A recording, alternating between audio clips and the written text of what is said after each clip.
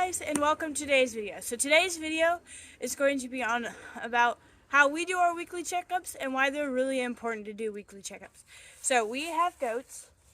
This is Spice. Spice is about 9 months old, 9 months old.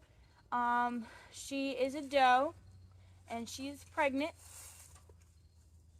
So she's part of our dairy herd. So we have two herds. We have our market goats and our dairy goats, and she is part of our dairy herd. She does have a bit of boar in her, probably about 45 to 50%. But she is mainly for our dairy. So why do weekly checkups? So weekly checkups are to keep the health of the goat, pretty much. So we always, as owners of any animal, from anything from a guinea pig up to a goat, you always want to make sure your animal, stop being dramatic, is at top health. Her feet really need trimmed, and if we wouldn't have pulled her out to do this video, I probably wouldn't have noticed. So that's why we always do our weekly checkups. And just other things like small things in their eyelids, checking for worms, checking for fleas and lice. Just really basic stuff like that is super important for the health of your animal and the rest of your herd. Because catching it early in her could save your entire, from saving just battling her with something versus battling your whole herd with it.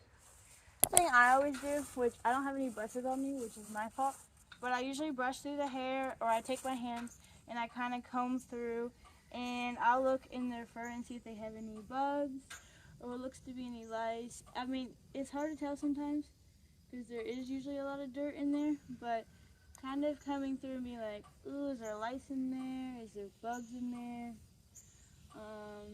Seeing if we need to treat anything, stuff like that, is always really, really important.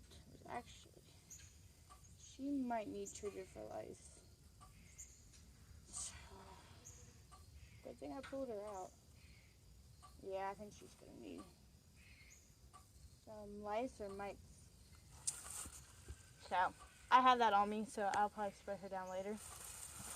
But so just going through the fur and checking, and then in the summer months you can bathe them if they need it, because they can get quite dirty as it gets muddy and stuff. So bathing them, washing them, doing their feet, getting their general everything kind of washed up, cleaned up, and stuff like that is always a really important first step.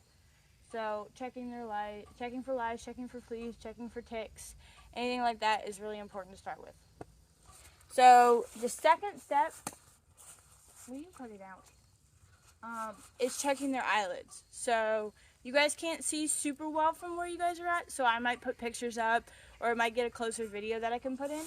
But there's another way to do this, which I'll explain if you guys don't really want to mess with their eyes and stuff.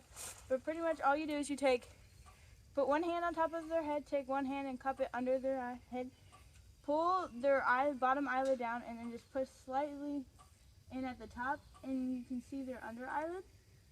And depending how pink or white that is, tells you the health, tells you how many RBCs they have, or red blood cells.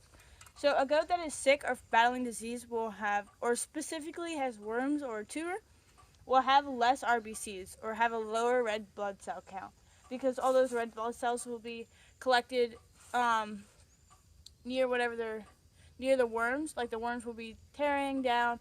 They won't be producing as much red blood cells in the first place.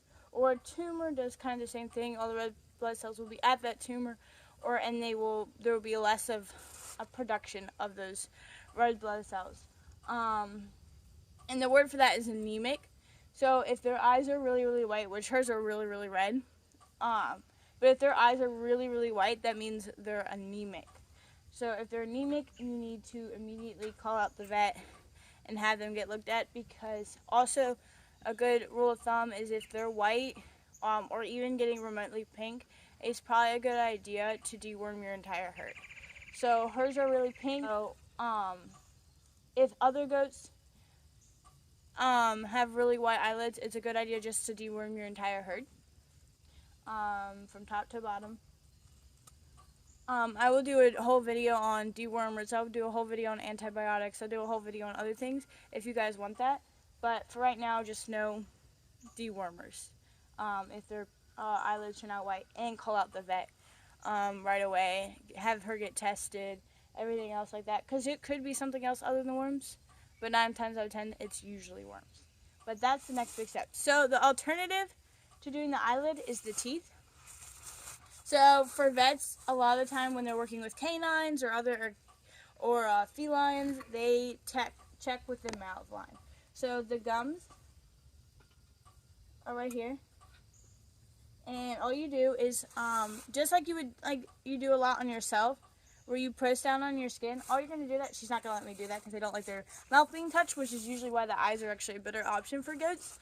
But the gums, you can do it, and it's just like you press down on yourself and you watch your skin go white. You can do it now if you want. You watch your skin go white, and then you watch the color go back to your hand. Stop being dramatic. And you watch the color come back to your hand. Depending on how fast that happens, depends how many red blood cells they have. So if it stays white for more than 2 seconds, then the vet needs to be called out, and they have a low red blood cell count. And pretty much if you're counting it, going 1, 2, probably means you should call out the vet. If you press it down and it comes back, usually by the time you think about the fact that you're counting, it'll already be full. If not, then probably time to call out the vet. Okay, so the next thing, which I went over a little bit earlier, is hooves. So goats' feet, like most hooved animals, don't stop growing. You guys can't see that well. But her front ones aren't too bad, but her back ones are pretty darn long. So their feet never stop growing.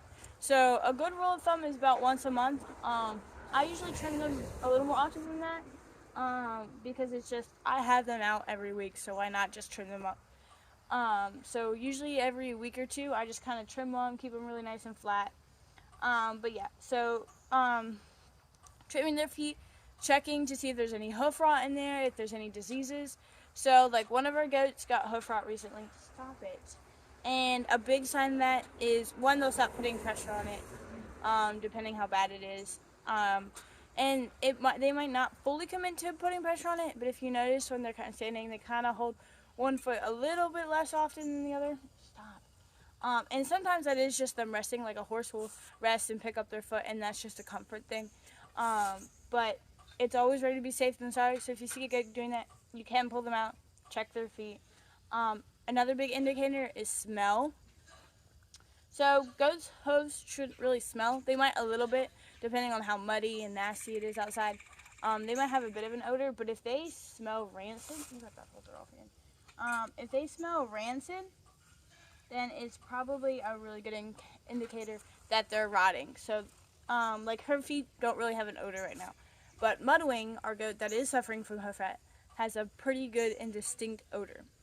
The third and the most obvious is their hooves will look eaten away. Their walls will be a lot longer, even though you haven't really, like you just trimmed them and they were even. Their feet will be really deep. Their hoof will be very uneven. Now, if you don't trim their feet and keep their feet even, it might just be the fact that their feet are uneven. But if you do really keep up with your goats and you're always trimming them and you're always making sure they're flat and even, and then you see like your hoof has divots or it isn't even, then it's definitely hoof rot. And hoof rot doesn't like take out whole sections. It's pretty distinct. It'll be like little craters in the foot, and that means you need to clean out the foot and you need to put hoof and heel on it. Stop it. You need to put hoof and heel on it. And again, I'll do a whole video on treating hoof rot, and and I'll get more in depth on the signs and the smells and everything of it. But that's the main. So trimming up their feet and then checking for hoof rot and other diseases. Isn't that right? So the next one is a very overall. Oh, I can't even walk. Overall, and that's checking the whole goat down. So while I'm checking for mites and stuff, I usually feel the goat down. I mean, you're going to notice when you feel it down, but feel down her belly, feel down. Make sure there's no lumps, no bumps, no weird kind of like, what is that? Make sure like it all feels pretty normal. And if you have a goat that's pregnant and she's loosing, check the back, see how loose she is in the rear. If she's really loose and she feels soft and it kind of feels like there's nothing there, she's probably going into labor soon. So that's a really good thing to check. Just coming down, feeling everything, making sure it feels right, making sure it doesn't feel out of place, checking down her legs, making sure nothing feels like it's out of place. Doing that kind of stuff is very, very important. Also checking their breathing. So, especially when you hit winter and you have, now once it gets consistent, it's not as bad. But like right now in Virginia for us, it's been up and down and up and down. We've gotten a little more consistent, but with rapid weather changes, pneumonia likes to form. So I always check their breathing. I always check their nose. So you can see her nose is clean. There's no running. There's no sniffling. She's not sneezing. She's not coughing.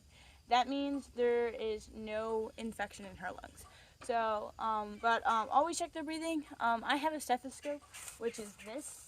That I like to use because I am in a vet class, so I got this for free.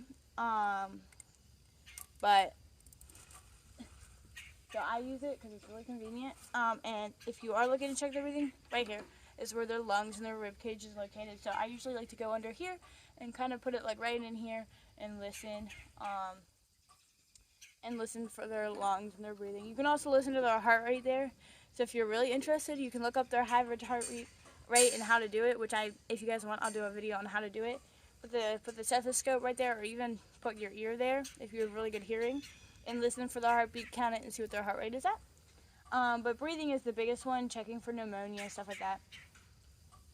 And then their ears. So when cold ears are fine.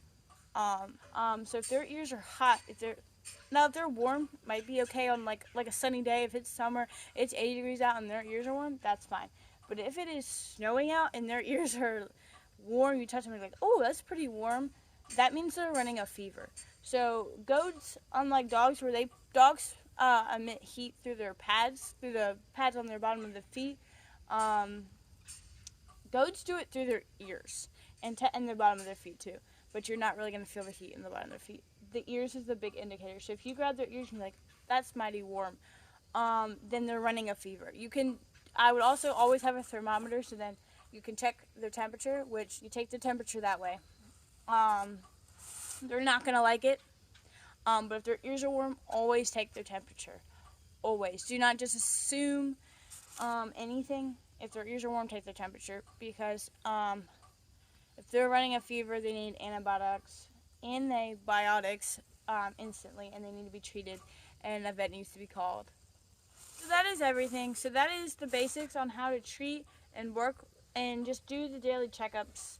Not treat, but that's how you check up on your goat weekly, and that's why you should do it. You should always do it. If you skip a week because you guys were out, it's not a big deal, because you should always be watching goats during the week, but doing it every week is really important. It lets you get a good start to the week. It lets you catch anything early. It lets you get your goats separated, and it lets you just really be able to maintain the health of your herd properly. But with that, even if you're checking weekly, always keep an eye on them during the week. Always watch their behavior. If you notice something is wrong, do a checkup. Make sure they're all right. If something even remotely doesn't seem right, call out the vet, get them checked out. Rather be safe than sorry. Because goats are really good at hiding it till it's too late. So if something even seems remotely wrong, get them checked out. It's better safe than sorry. So, ain't that right?